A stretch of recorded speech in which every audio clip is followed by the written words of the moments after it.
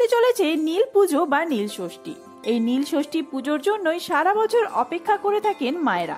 তাই আজকের ভিডিওতে আমরা জেনে নেব 2024 সালে নীল ষষ্ঠী ব্রত কবে পড়েছে, পূর্ণাঙ্গ সময়সূচি, নীল ষষ্ঠীর বাতি দানের শুভ সময়, নীল ষষ্ঠী ব্রত পালনের নিয়ম ও উপকরণ এবং এই ব্রত পালন করলে কি খাবেন আর কি খাবেন না। তার আগে একটা কথা বলে রাখি, শুধু মায়েরাই নন, বিবাহিত মহিলারা সন্তান কামনায় এই ব্রত পালন করতে পারেন। এছাড়াও ধর্মীয় বিশ্বাস অনুসারে এই দিন ভক্তি ও নিষ্ঠা সহকারে এক মনে দেবাদিদেব মহাদেবের কাছে কিছু চাইলে বাবা তার ভক্তদের মনোবাঞ্ছা পূরণ করেন। তাই বাবার আশীর্বাদ পেতে অবশ্যই কমেন্ট বক্সে লিখুন ওম নমঃ শিবায় অথবা হর হর মহাদেব। যদি আমার চ্যানেলে নতুন হয়ে থাকেন অবশ্যই চ্যানেলটি সাবস্ক্রাইব করে এবং ভিডিওটি একটি লাইক করে শেষ পর্যন্ত সাথে থাকবেন। আশা করি ভিডিওটি আপনাদের জন্য খুবই হেল্পফুল হবে। বন্ধুরা, প্রথমেই জেনে নেব নীল ষষ্ঠী ব্রত কবে পড়েছে।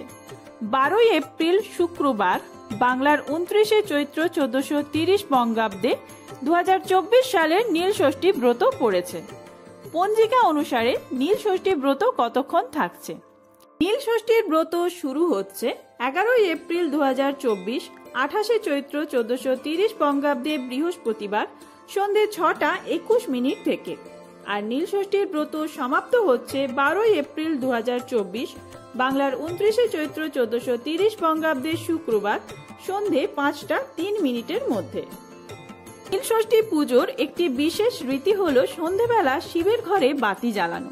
2024 সালের নীল ষষ্ঠীর বাতি দানের শুভ সময় রয়েছে 12 এপ্রিল শুক্রবার বিকেল 4টা 11 মিনিটের পর থেকে সন্ধে 5টা 53 মিনিটের মধ্যে, আবার সন্ধ্যা 7টা 20 মিনিট থেকে রাত্রি 8টা 23 মিনিটের মধ্যে।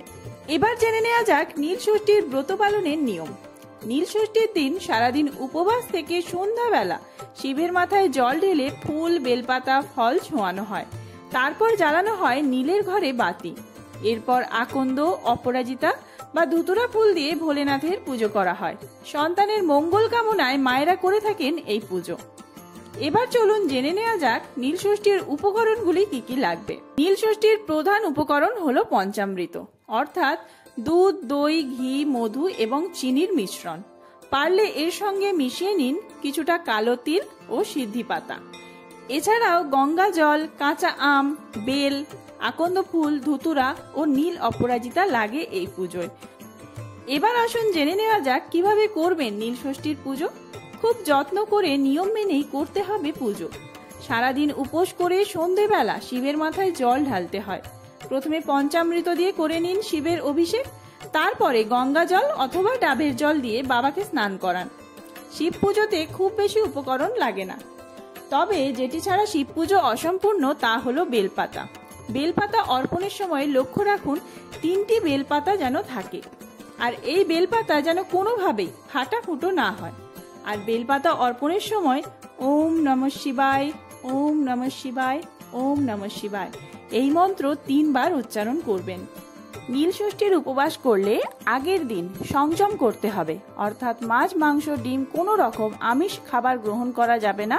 নিরামিষ আহার গ্রহণ করতে হবে আগের দিন। আর যেদিন ব্রত করেছেন মানে উপবাসের দিন সাবু, ফল, ময়দার খাবার খাওয়া যাবে। কোনোভাবেই অন্ন গ্রহণ করবেন না, ভাতের কোনো জিনিস খাওয়া যাবে না। ব্রতের দিন নিষ্ঠা করে কিছু নিয়ম মানলে ভক্তের সমস্ত মনোবাঞ্ছা পূরণ করেন দেবাদিদেব মহাদেব। সঙ্গে একটা কথা মনে রাখবেন, আপনার সন্তানের মঙ্গল কামনার জন্য অবশ্যই এই দিন জ্বালান একটি ঘিয়ের প্রদীপ। আপনার যদি 2টি সন্তান থাকে তাহলে 2টি ঘিয়ের প্রদীপ অর্পণ করবেন। প্রদীপ না জ্বালিয়ে মোমবাতিও জ্বালাতে পারেন, আমি মোমবাতি জ্বালিয়েছি। আজকের ভিডিওটা আর বেশি বড় করলাম না। এরপরে এই দিনে আপনারা কোন কোন জিনিসগুলি একেবারেই করবেন না, কোন জিনিস দেবাদিদেব মহাদেবকে অর্পণ করতে নেই, এই সমস্ত কিছু নিয়ে ভিডিও আসছে। সেই ভিডিওটি দেখার জন্য অবশ্যই চ্যানেলটি সাবস্ক্রাইব করে সাথে থাকবেন। খুব তাড়াতাড়ি নেক্সট ভিডিও আসছে। ধন্যবাদ।